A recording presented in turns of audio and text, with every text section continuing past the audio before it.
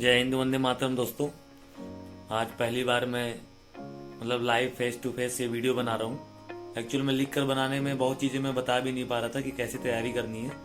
और बहुत लोग मुझे कमेंट करते रहते वीडियो में कि सर कैसे तैयारी करें, क्या एक ही बार में सब चीज़ पढ़ी जा सकती है, या ऐसा कौन सा तरीका जिससे आपने पढ़ाई की थी और फर्स्ट अटैम्प्ट में क्लियर कर दिया था। एक्चुअल में था तो मैं टेक्निकल बीटेक किया मैंने, लेकिन नॉन टेक्निकल में मुझे उतरना पड़ा। गवर्नमेंट जॉब सबको करनी है, ठीक है, मैंने भी ट्राई किया।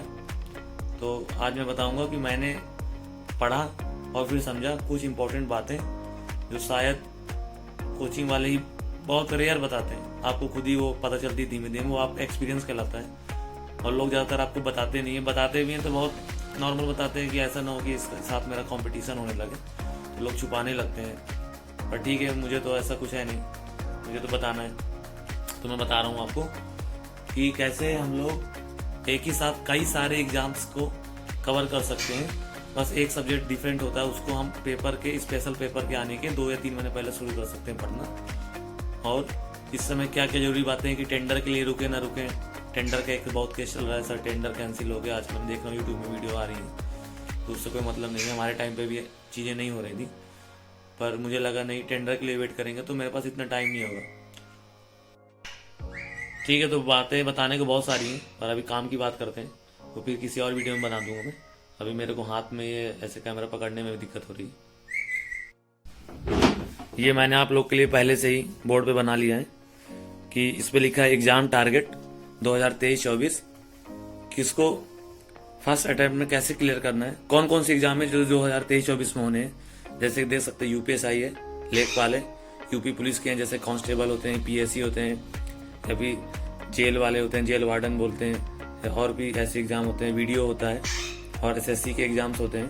तो इसको फर्स्ट अटेम्प्ट में ही कैसे क्लियर करें, क्योंकि इतना ज़्यादा टाइम नहीं है कि आप 5 साल तक 6 साल तक पढ़ते रहें और देते रहें और बेवकूफ़ बनते रहें, वो सबकी जरूरत नहीं है। इंपॉर्टेंट टिप्स मैंने लिख दिए जो मैंने फॉलो किया था पर्सनली।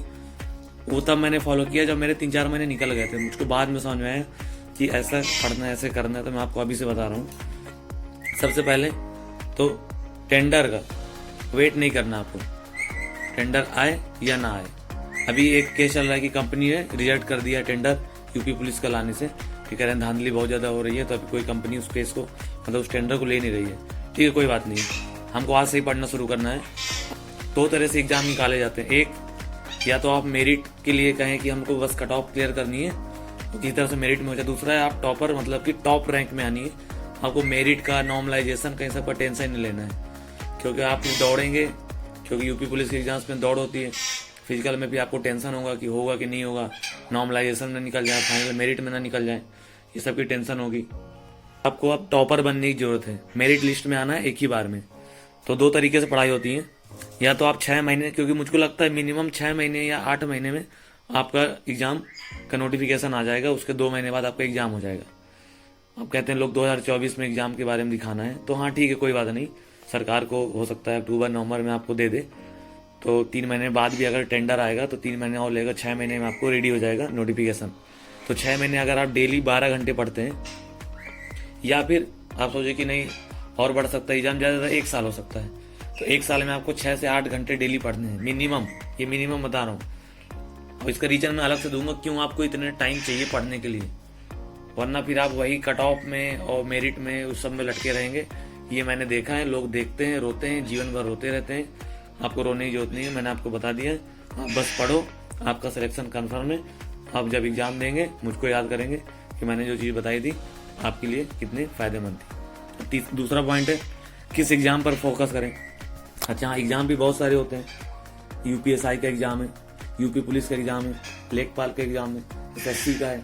सबसे पहले देखेंगे क्या चारों एग्जाम में सिलेबस हमारा सेम है कि अलग अलग है। तो देखा जाए तो यूपीएसआई में सिलेबस देखो, सबसे पहले हिंदी आता है।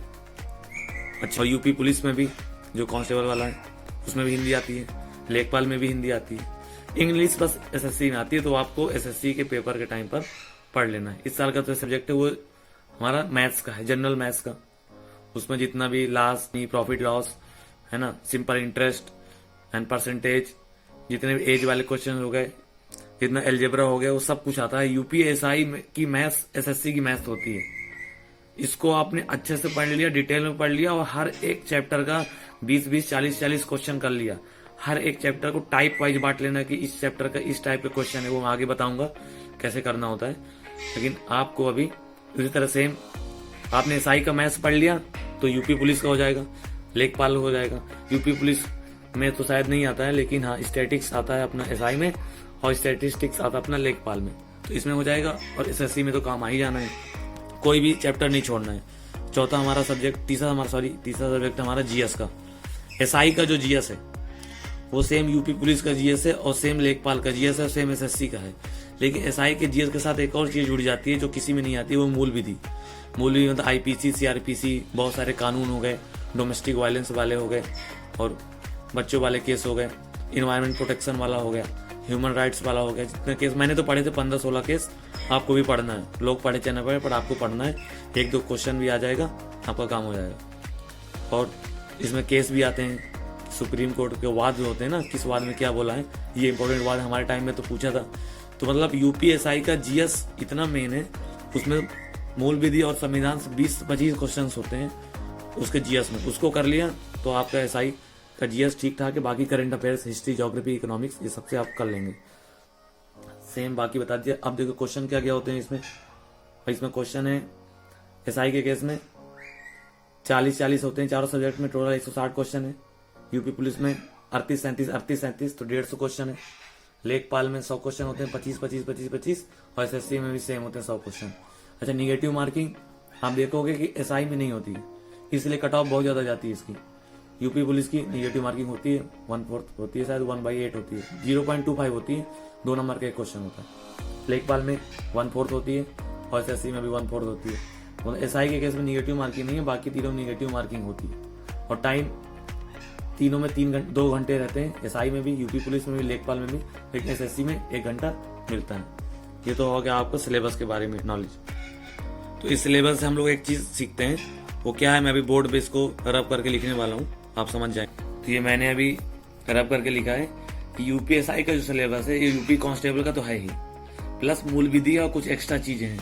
तो आपने अगर एसआई का कंप्लीट कर लिया तो यूपी कांस्टेबल का भी हो जाएगा और मूल विधि भी आपकी, मतलब यूपी कांस्टेबल का तो लेखपाल में भी काम आ जाएगा। अब लेखपाल के लिए मैं लिख देता हूँ, अब ये जो मैंने लिख दिया है कि लेखपाल का सिलेबस का मतलब है आपका कांस्टेबल का सिलेबस हो गया प्लस ग्रामीण विकास हो गया। तो अब इसीलिए मैंने जब तैयारी की थी केवल एसआई की थी, ना मेरे टाइम पे कांस्टेबल था ना लेखपाल, मुझे कुछ नहीं पता था, मुझे केवल एसआई के बारे में पता था। एक ही एग्जाम था, मैंने एक ही बारे में पढ़ा, मैं सोचा इसको अच्छे से पढ़ लो, एकदम डीप में पढ़ लो, जितना पढ़ सकते हो, जितना नॉलेज ले सकते हो। कहाँ से लेना है वो मैं बता दूंगा, कितना पढ़ना है, कैसे पढ़ना है वो मैं बता दूंगा। इस वीडियो में तो नहीं बता सकता, बहुत बड़ी वीडियो हो गई है, पर आपने एसआई का पढ़ लिया तो आपका ये एग्जाम एसएससी का सारा एग्जाम क्लियर हो जाएगा। जो पॉइंट है वो सेफ स्कोर का है। एक्चुअल में आपको 85% मार्क्स लाने मिनिमम किसी भी एग्जाम में, फिर आपको नॉर्मलाइजेशन का कोई टेंशन नहीं लेना है, वो मुझे पता है। 85% जैसे अभी एसआई का पेपर हुआ तो एसआई में जो फाइनल मेरिट गई थी वही 80% प्लस गई थी। अब बताओ, वो भी तब जिसके कुछ लोगों के नॉर्मलाइजेशन में कम भी होते, मेरे भी कम हुए थे। तो नॉर्मलाइजेशन में अगर आपके कम होते हैं तो क्या होगा, तो आपको जाहिर सी बात 85% वो 80 में आ जाएगा।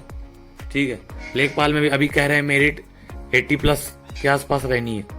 ठीक है, 5+ नंबर रहेंगे, एसएससी हो, यूपीएसआई हो, लेखपाल हो, आपका कोई भी एग्जाम रुकेगा नहीं। तो आपको बस अब ऐसे पढ़ना है कि बस अब आपके 85% से कम नंबर आने ही नहीं चाहिए।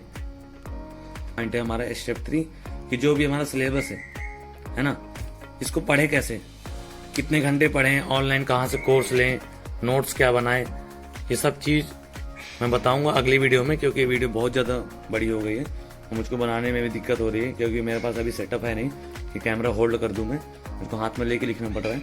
तो ठीक है, चैनल को सब्सक्राइब कर देना और आपको बिल्कुल डरने की जरूरत नहीं है, ये मेरी गारंटी है। फर्स्ट अटेम्प्ट में ही टॉपर में आप आएंगे अगर मेरे हिसाब से आपने पढ़ लिया, रिवीजन कर लिया, गारंटी मेरी है। चैनल को सब्सक्राइब कर देना। जय हिंद, वंदे मातरम।